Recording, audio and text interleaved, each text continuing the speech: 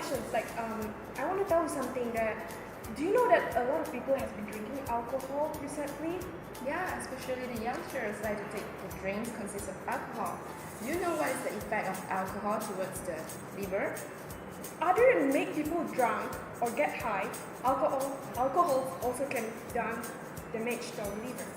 So today let's conduct the experiment to investigate the effect of alcohol on liver. Yeah, let's do it.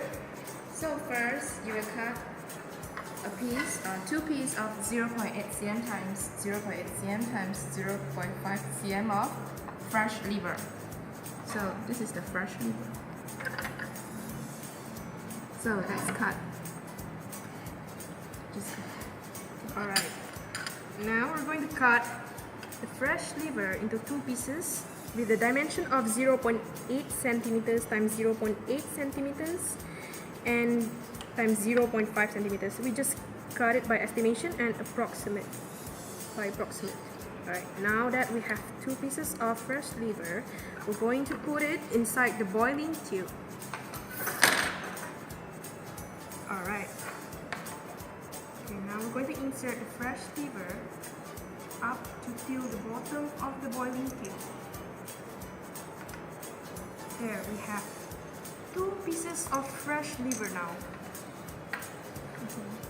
So next we will put the liver treated with 70% of alcohol into the test tube, the boiling tube. So here we put two pieces. May, do you know why we are going to use 70% of alcohol to treat the liver? Oh, let me think for a while. 70% of alcohol also consists in the rum. It was a beverage which most people like to drink. Yeah, you're correct. So now we're going to pour this hydrogen peroxide into each boiling tube. So we're going to pour 5 ml of H2O2. So do you know what is H2O2? No, I have no idea what is that. H2O2 actually is metabolic byproduct in our body. So the enzyme catalase in the liver will actually decompose the H2O2 into water and oxygen. So today we're going to investigate the effect of alcohol on the liver to decompose the H2O2. Alright, now I understand. What is that? So we seal the mouth of the boiling tube to trap the oxygen gas in the boiling tube. So we're going to start our stopwatch. We'll let the liver soak in the H2O2 for 3 minutes.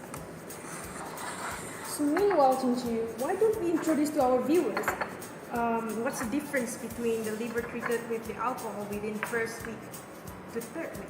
So as we can see, this is the fresh liver. You can see it's in red color. So when the liver is exposed to alcohol for 1 week, the color faded, and for the following weeks, the color actually faded, and the function of the liver also is not effective. Right.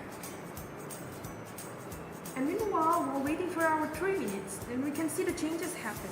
So you can see effervescence occur inside the boiling tube. Yes. Do you know what is the gas inside the boiling tube?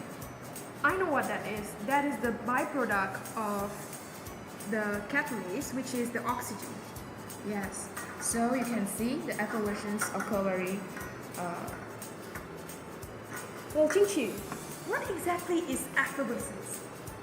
So effervescence is caused by the gas release, the oxygen gas release when the liver decomposes the H2O2 into water and oxygen.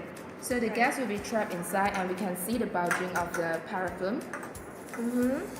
Wow, you can actually see that the white bubbles here, which we call it as effervescence. So as we can see, the fresh liver can produce more effervescence, and when the liver exposed to the alcohol, we can see actually the effervescence decreases.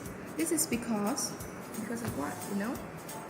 I know that it's because when the liver was exposed to alcohol in long term, it means your liver are not functional enough to get to decompose decompose. the H2O2. Right. So we can conclude that the longer period the liver exposed to alcohol, The longer the liver exposed to the alcohol, it means the higher damage it will do to your liver, yes, and thus it cannot think get twice before you want to take Right. alcohol because it will cause damage on your liver, and eventually your liver cannot decompose the metabolic waste and the toxic in your body. So if long term goes, and then your body, your liver will be damaged, and eventually you will get liver cancer. So time is almost there. So we're going to Alright. test the presence of oxygen in the boiling tube. So how are we going to test it? Do you know? I know you're lighting up the wooden splinter and you're going to insert into the boiling tube and we'll see what's the reaction it gives to the glowing fire. So we're going to burn the wooden splinter and until it glows. So what will happen if oxygen is present in the Let me boiling guess. It's going to explode! tube? No. Oh no? Yes, Okay, the let's see. glow will remain. So let's Alright. put it. Wow! So Wow, it's actually lighted up. So you want to do for the second one? I would love to. Alright, here we go. Oh wow. Yes. There's no flames because the oxygen content is less because the liver is exposed to alcohol. Alright. So for this one, of course, because the liver is exposed for 2 weeks already, so that means the liver cannot decompose the H2O2 very well. Right. Now So for the last one, surely we got no flame because the liver already malfunction. And Okay. yes. So that's it for the experiment that we've done. And so what is the conclusion then? So that means we have to take care of our liver by not taking alcohol for a long period. Yes. And what else we should do? Totally avoid alcohols. And if you're drinking alcohols in the long term, this is what it will do to your liver. Yes, your liver cannot decompose the toxic, cannot decompose the metabolic waste, and you will get sick. Man, isn't it fun to have an experiment like this that can link to our daily life? Exactly. Because if I hear, I tend to forget. If I see, I can only remember. But if we do, we understand.